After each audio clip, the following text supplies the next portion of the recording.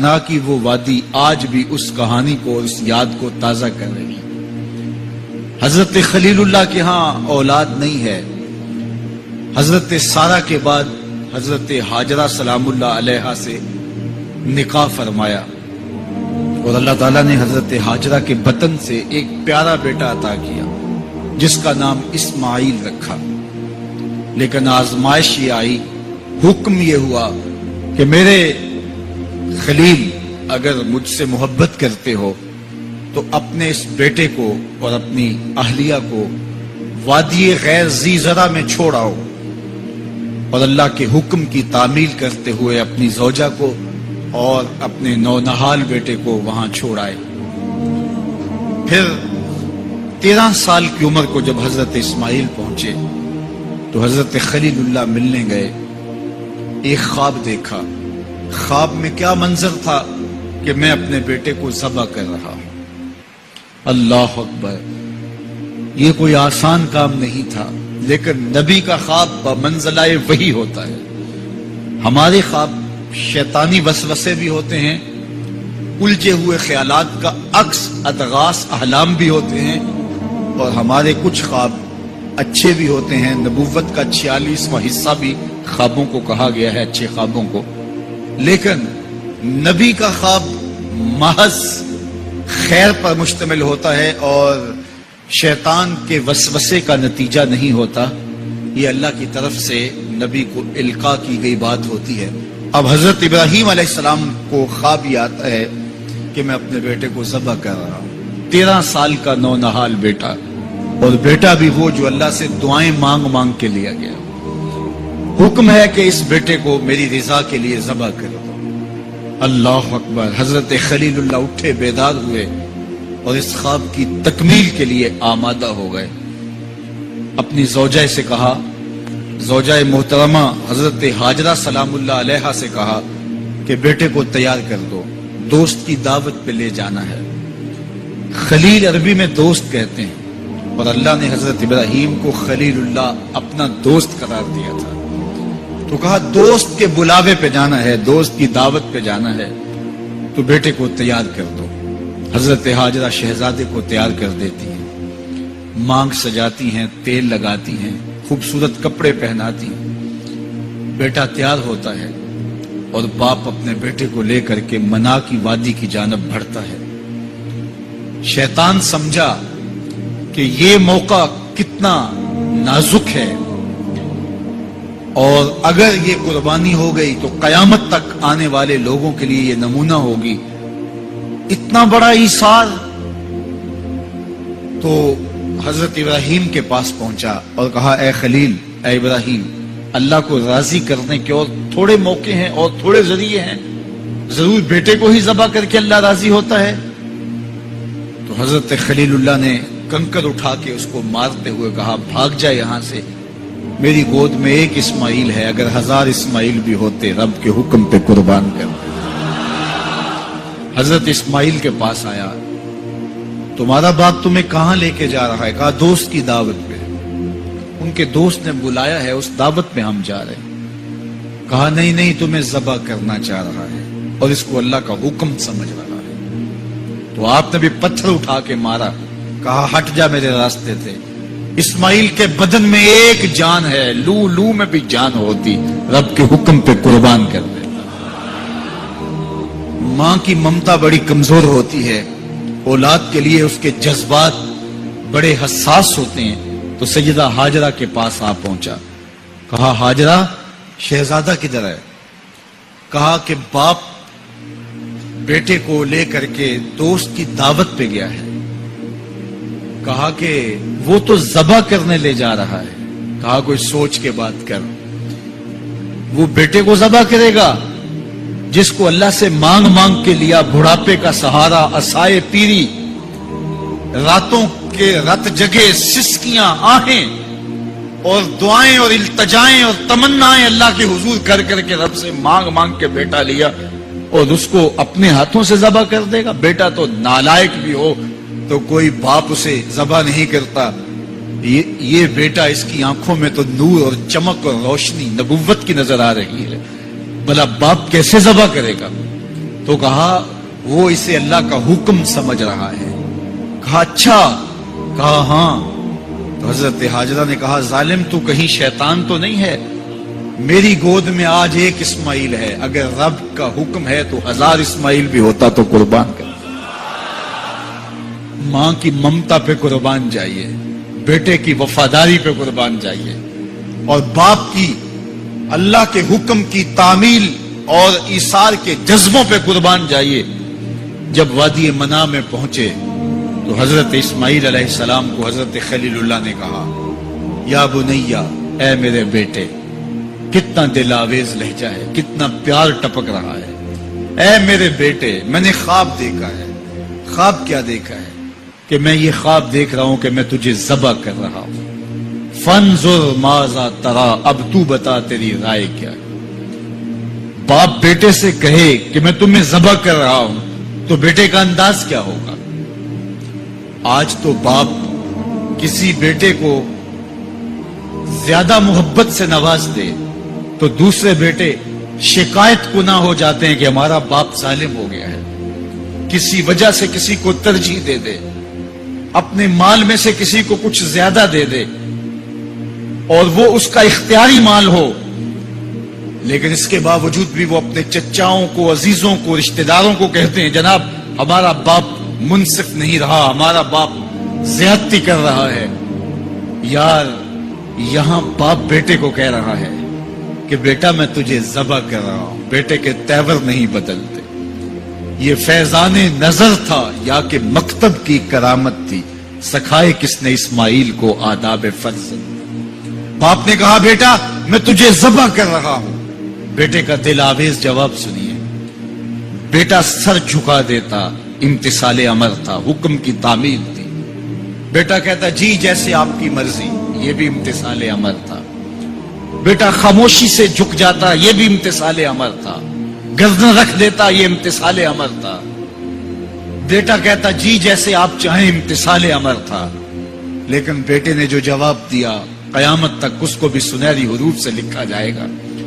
باپ نے کہا بیٹا میں تجھ کو ذبح کرنا چاہ رہا ہوں. جواب کیا آیا؟ یا آباتے، اے میرے ابو. ذرا دیکھیے باپ کا یہ کہنا کہ میں تمہیں ذبح کر رہا ہوں، اس کے جواب میں تیور نہیں بدلتے.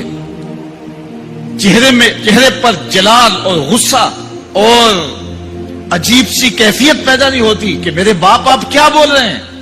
لیکن جب باپ بولا بیٹا میں تجھ کو ذبح کرنا چاہ رہا ہوں تو فرما بردار بیٹا کیا بولتا ہے؟ یا آباتے، اے میرے باپ. اللہ اکبر. تم تو ذبح کرنا چاہتے ہو. یا آبا تفعل ما تؤمر، ابو ذبح کیا ہے، جو کرنا ہے کیجئے. یہ نہیں کہا کہ ذبح کرنا چاہتے ہیں ہاں ذبح کر لیجیے. ذبح کا جواب ذبح سے دینا یہ مکمل فرما برداری تھی.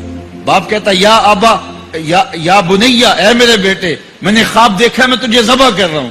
تو بیٹا کہتا ہاں مجھے ذبح کر لیجیے. یا آبا تذبح، ہاں مجھے ذبح کر لیجیے. لیکن بیٹا یہ نہیں کہتا کہ ذبح کر لیجیے. ذبح کا جواب ذبح میں نہیں کہا بلکہ جواب 2 قدم آگے بڑھ کے دیا. یا آبا تفعل ما تؤمر، ماں میں عموم ہے. ابو ذبح کیا، جو بھی کرنا ہے کیجیے. رہی بات میری، گردن پہ چھری چلے گی، بدن تو تڑپے گا، لیکن ستاجدونی انشاءاللہ من الصابرین. میرے رب نے چاہا تو صبر کر کے دکھاؤں گا. اگر رب کے حکم کی تعمیل میں نونہال بیٹے کی گردن پہ چھری رکھنے کا عزم اور ایثار کی یہ کہانی آپ رقم کرنے جا رہے ہیں تو آپ میرا منظر بھی دیکھیں گے کہ میں تڑپوں گا بھی نہیں. یا ابا تفعل ما تؤمر ستجدنی انشاءاللہ من الصابرین. آپ دیکھیں گے میں صبر کر کے دیکھاؤں. فلما اسلم وتلہ للجبین، قرآن بتاتا ہے جب دونوں راضی ہو گئے. کس بات پہ راضی ہو گئے؟ فلاں نمبر کی گاڑی خرید لیں، فلاں بنگلہ خرید لیں، فلاں فیکٹری خرید لیں. باپ اور بیٹے نے یہ طے کیا نہیں. باپ ذبح کرنے پہ راضی ہو گیا اور بیٹا ذبح ہونے پہ راضی ہو گیا. فلما اسلم، ایک تو ہمارا اسلام ہے، یہاں دیکھو ان کا اسلام. الاسلام گردن نہادن. اسلام کا معنی یہ ہے گردن رکھ دینا. اپنی مرضی چھوڑ دینا. فلما اسلما، جب دونوں نے گردنیں رکھ دی، دونوں نے اس جو ہے وہ یہ طے کر لیا، باپ نے ذبح کرنے کا طے کر لیا، بیٹا نے ذبح ہونے کا طے کر لیا.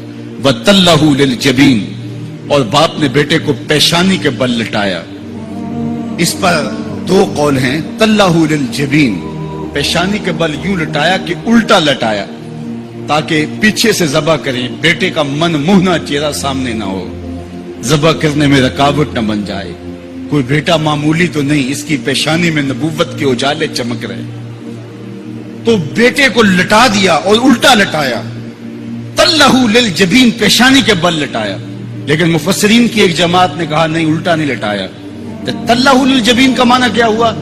جس طرح ہم آپ جانور کو ذبح کرتے ہیں تو اس کی گردن کو خم دے کے پیچھے زمین پہ لگا دیتے ہیں تاکہ اس کی رگیں تن جائیں اور گردن کھل جائے اور چھری پھیرنے میں آسانی ہو اور جلدی سے جو ہے وہ رگیں کٹ جائیں.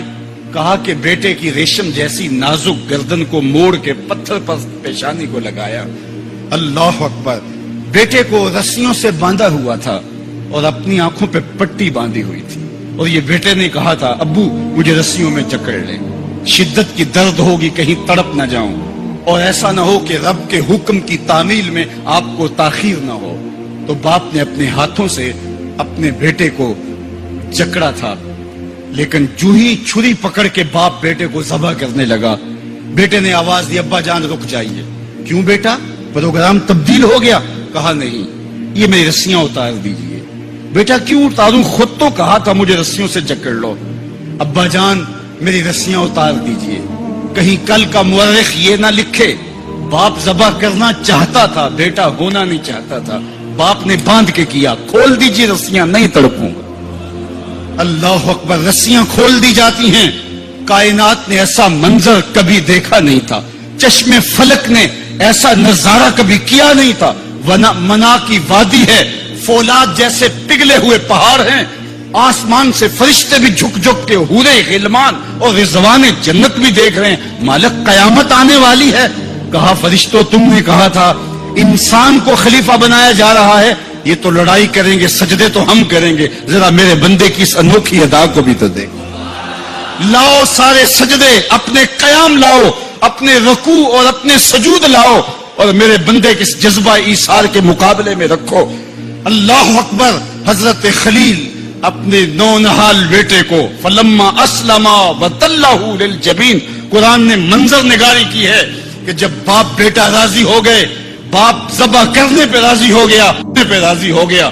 منا کی وادی ہے، کوئی تیسرا شخص نہیں ہے، پگھلے ہوئے پہاڑ ہیں، آسمان کا منظر ہے، ہاتھوں میں چھری پکڑی ہے، زمین تھروانے لگی، عرش کانپنے لگا، وادی پہ راشا تاری ہے، سورج سے یہ منظر نہیں دیکھا جا رہا، کارکنان قضاء و قدر کی چیخیں نکل رہی ہیں.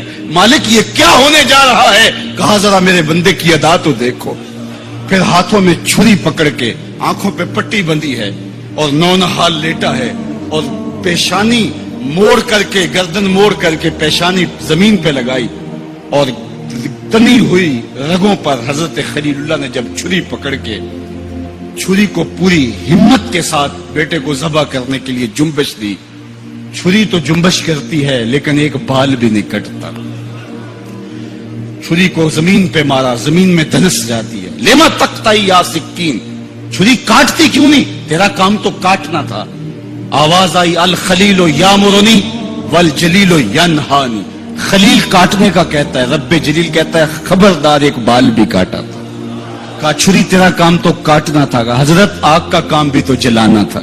جس نے آگ کو جلانے سے روکا تھا آج اسی کا حکم میرے نام بھی ہے کہ ایک بال بھی نہیں کاٹنا. اس سے راستہ اختیار کیا جا سکتا تھا نکلنے کا. میں نے تو چھری چلائی، اب کیا کروں؟ چھری نے کام نہیں کیا. شکر ہوا بیٹا بچ گیا، لیکن نہیں.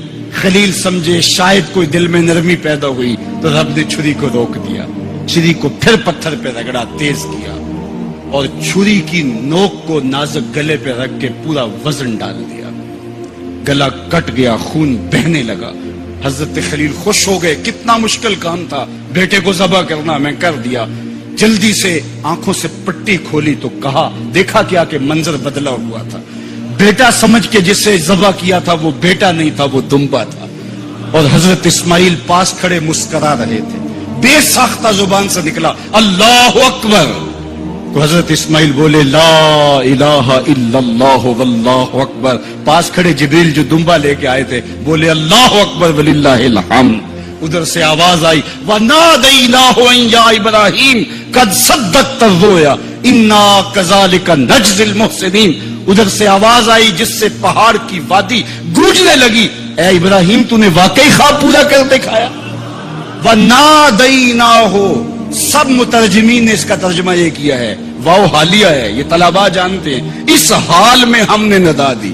حال کیا تھا کہ دمبا ذبح پڑا ہوا تھا, حضرت اسماعیل مسکرا رہے تھے, جبریل پاس کھڑے تھے. جبریل کا پاس کھڑا ہونا اس بات کی دلیل تھی کہ یہ دمبا وہ لے کے آئے ہیں, اور ان کا مسکرانا یہ ساری کہانی بتا رہا تھا. تو حضرت ابراہیم علیہ السلام نے جب یہ منظر دیکھا تو یقین تو ہو گیا کہ یہ رب کی طرف سے انتظام ہے, جبریل لے کے دمبا کھڑے ہیں. تو یہ یقین تو تھا, لیکن مزید تیقن پیدا کرنے کے لیے اللہ کی وحی اترنے لگی اور حضرت خلیل کا دل باغ باغ ہو گیا. وَنَادَيْنَاهُ. اس حال میں جب دمبا ذبح پڑا تھا اسماعیل خوش کن مسکرا رہے تھے, خوبصورت ہنسی ہنس رہے تھے, مسکرا رہے تھے, اور حضرت جبریل بھی مسکرا رہے تھے. تو اس حال میں ہم نے ندا دی ابراہیم تو نے واقعی خواب پورا کر دکھایا. سب نے یہ ترجمہ کیا اس حال میں ہم نے ندا دی, کیونکہ واو حالیہ ہے. لیکن ٹھنڈ نہیں پڑتی تھی. ٹھنڈ تب پڑی جب کنز الایمان کھولا. تو میرے امام نے اس کا جو ترجمہ کیا آپ اشش کر اٹھیں گے. سب نے کہا اس حال میں ہم ندا دی کہ اے ابراہیم تو نے واقعی خواب پورا کر دکھایا.